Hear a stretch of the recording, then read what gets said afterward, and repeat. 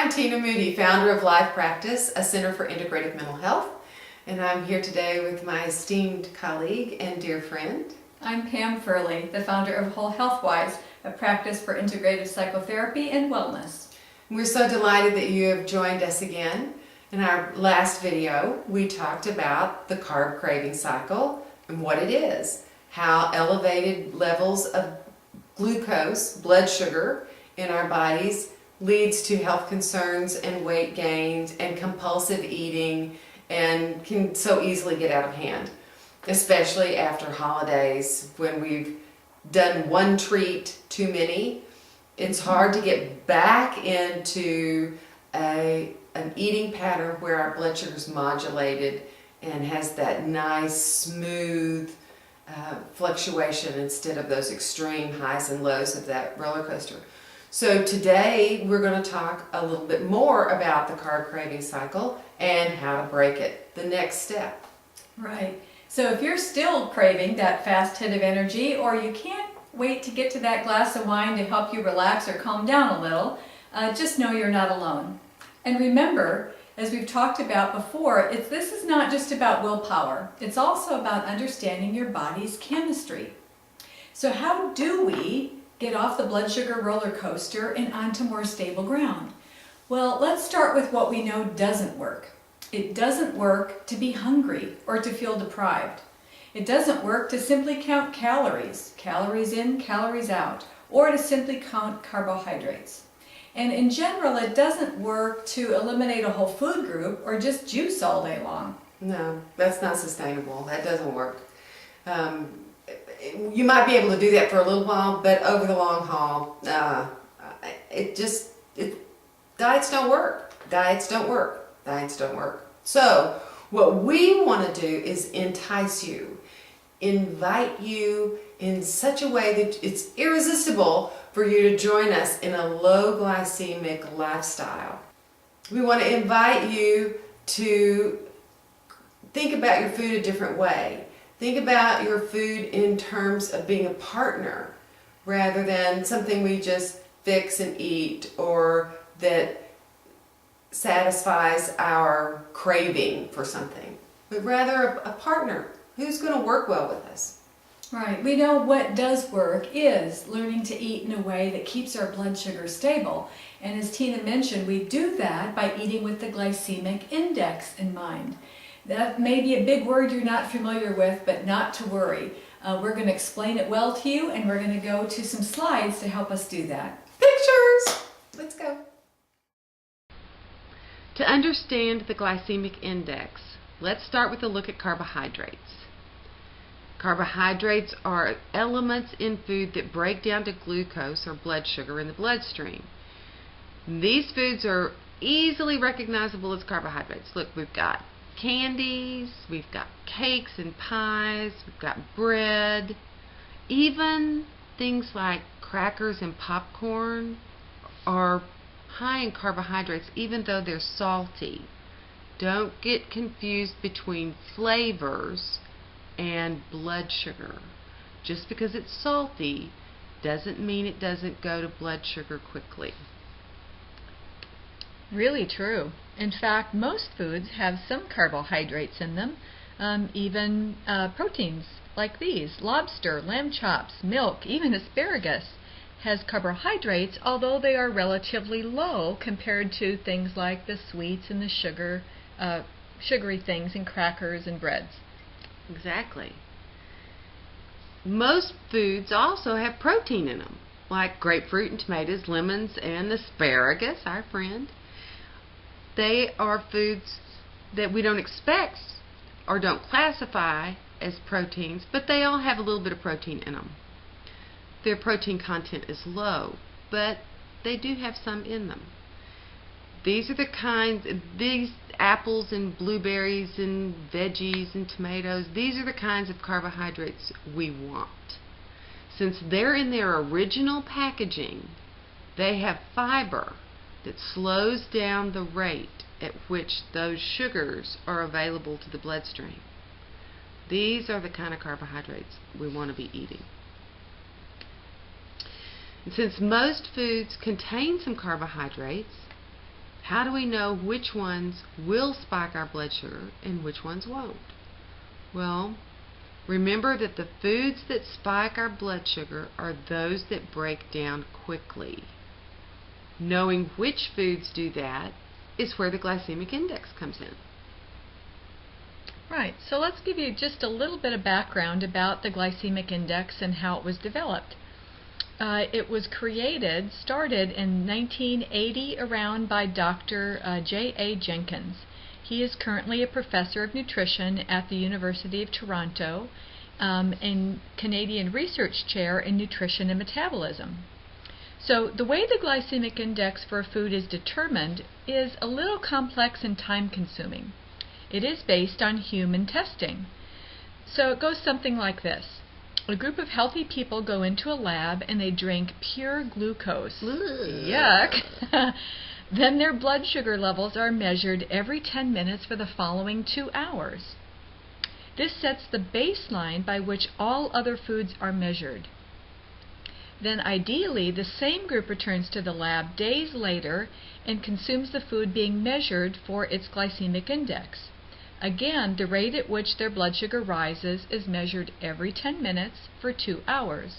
When these results are compared to the pure glucose data, the glycemic index for that particular food is established. Yes. So here is a chart of the glycemic index with just a few foods represented.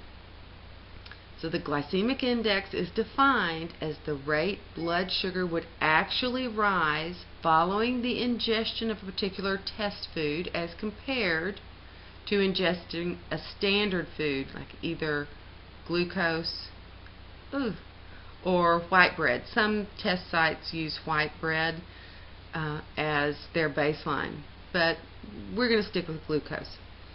Here's a couple of examples of carbohydrates and their glycemic value. So if you look, glucose on this chart has a glycemic index of 100, and cornflakes has a glycemic index of 84. So while cornflakes taste a lot better than glucose, the blood sugar hit is pretty close to the same. So that's what the glycemic index does, is it shows us how fast that blood sugar is going to rise compared to pure glucose.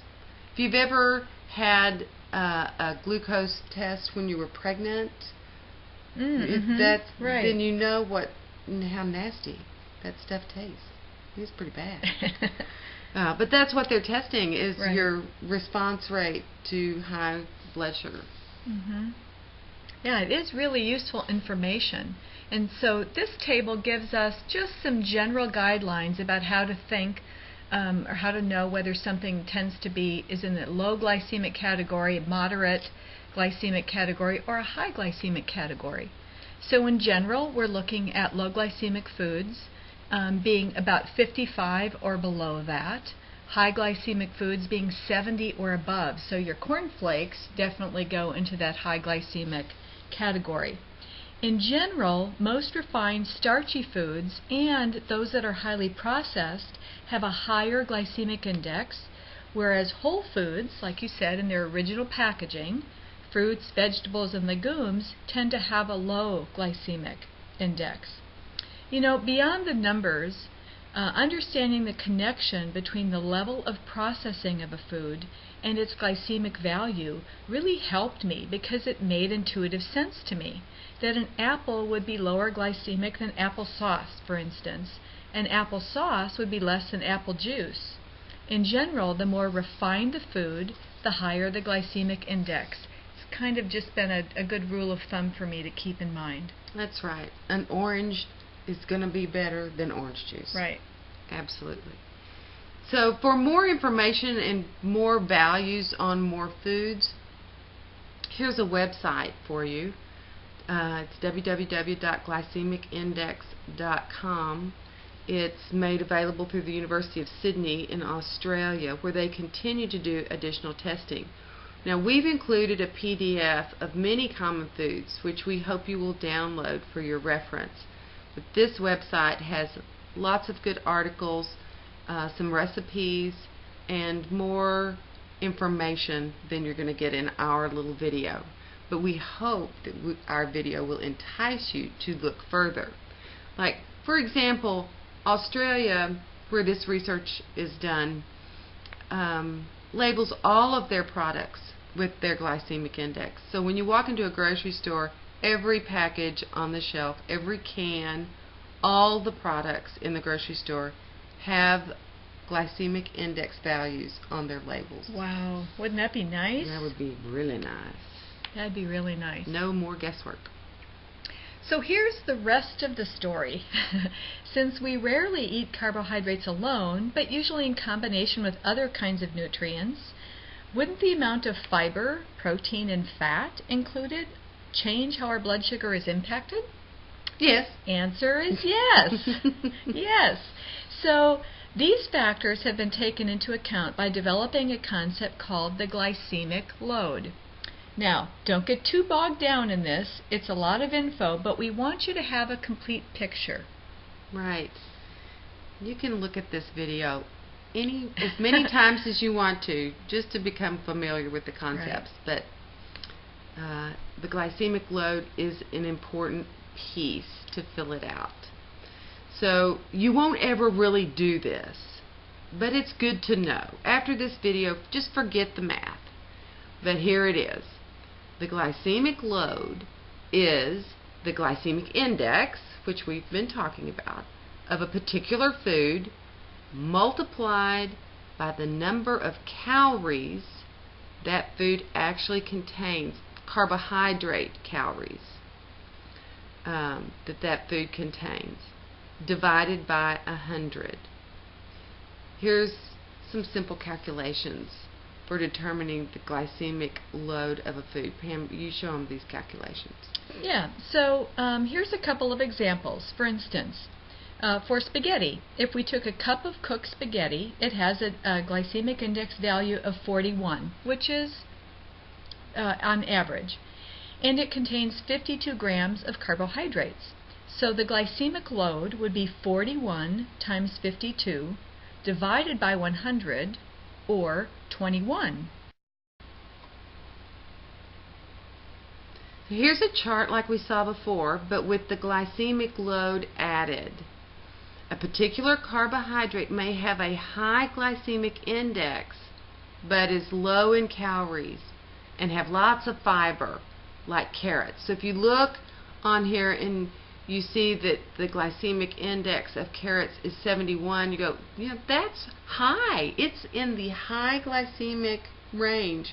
Remember that slide we saw earlier that said low, medium, and high? Mm-hmm. Well, the glycemic index for carrots is 71. So maybe I should never eat carrots? Wrong. Okay. Because the amount of fiber in the carrots takes the load down to 3.8.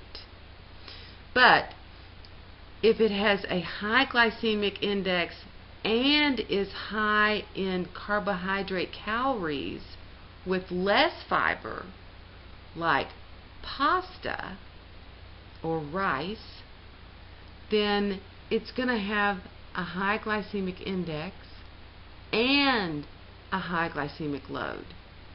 So just the whole point of this is to remember that protein, fat, and fiber content of foods also help determine the impact on our blood sugar. So it's not just the glycemic index, but it is also the glycemic load, how those foods come together to affect our blood sugar.